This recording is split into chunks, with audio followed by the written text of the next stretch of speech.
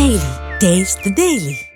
AP assembly సమావేశాల్లో ఆసక్తికర పరిణామం చోటు చేసుకుంది. TDP MLA Bonda Uma deputy CM Pawan Kalyan పై చేసిన ఆరోపణలు సభలో చర్చనీయాంశమయ్యాయి. అనంతరం పవన్ కళ్యాణ్ తనదైన శైలిలో సమాధానమిచ్చారు. Pollution control board chairman P కృష్ణయ్యపై బోండా ఉమా తీవ్ర విమర్శలు చేశారు. బోండా ఉమా చెప్పే కంటే ముందే దీనిపై తాను లోతుగా అధ్యయనం చేశారని చెప్పుకొచ్చారు పవన్ కళ్యాణ్. ఇందులో ఉద్యోగుల కొరత ఉందన్న విషయం తనకు అర్థమైందని తెలిపారు. తాను అందుబాటులో ఉండనన్నది సరైంది కాదన్నారు. నిజానికి పీసీబీ పనితీరు పరిశ్రమలతోనే ఎక్కువ సంబంధం కలిగి ఉంటుంది. కృష్ణయ్య బాధ్యతలు చేపట్టిన తర్వాతే ప్రజల ప్రశ్నలకు సమాధానం ఇవ్వడం ప్రారంభమైందని పవన్ కళ్యాణ్ చెప్పారు.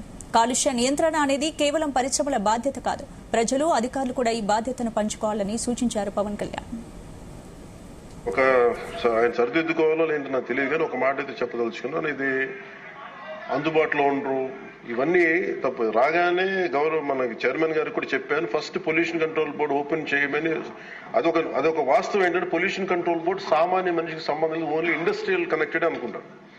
ఇది ఫస్ట్ టైం కృష్ణయ్య గారు వచ్చాక వారికి తెలియజేసిన హీ హాజ్ ఓపెన్ ఇట్.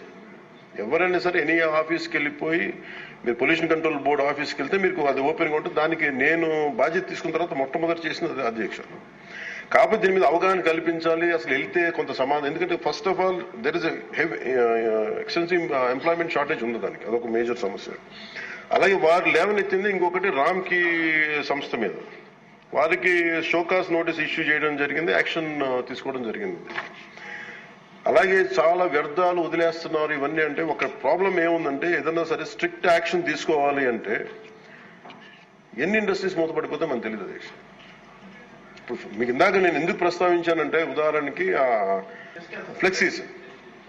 ఇప్పుడు ఫ్లెక్సీలని వెంటనే మనందరికీ తెలుసు, ఫ్లెక్సీస్ మైక్రో లెవెల్ డిస్ట్రిబ్యూట్ అయిపోయి భూమిలోకి ఇంకిపోతున్నాయి, నీళ్లలోకి వెళ్ళిపోతున్నాయి, గాల్లో కలిసిపోతున్నాయి, ఆ తిరిగి తల్లి గర్భంలోకి వెళ్ళిపోతుంది, ఇవన్నీ తెలుసు. కానీ ఏదైనా వెంటనే బ్యాన్ చేద్దామంటే it's become an employment source for many people. కొన్ని కుటుంబాలు రోడ్డు మీద పడిపోతాయి. సో దీనికి ఏం చేయాలి? దీనికి చాలా సహజ క్రమంలో తీసుకురావాలి, ఒక మార్పు పట్టుకురావాలి. చాలా సహజ క్రమంలో కొంత అవగాహన కల్పించాలి, వారికి కొంత తెలియజేయాలి. సడన్ గా మెషిన్ పెట్టాల్సిన ప్లాస్టిక్ పెట్టే చోట బయోడిగ్రేడబుల్ మెటీరియల్ పెట్టాలంటే దానికి ఆ పర్టికులర్ ప్రింటింగ్ మెషిన్ ఎంతవరకు యాక్సెప్ట్ చేస్తే కలర్స్ అంత సాచురేషన్ ఉంటుందా లేదా, ఇవన్నీ కూడా ఆలోచించాలి అధ్యక్ష. నా ఉద్దేశం ఏంటంటే ఒక ప్లాస్టిక్ చిన్నపాటి ఫ్లెక్సీకే మనం ఇంత ఆలోచిస్తున్నప్పుడు can you imagine the magnanimity to apply the real true pollution norms to every industry? Practical గా మనం చూసేటప్పటికి ఇప్పుడు ఏ పరిశ్రమ అయినా సరే పొల్యూషన్ లేకుండా ఏ పరిశ్రమ లేదు, ఒకటి లేదు.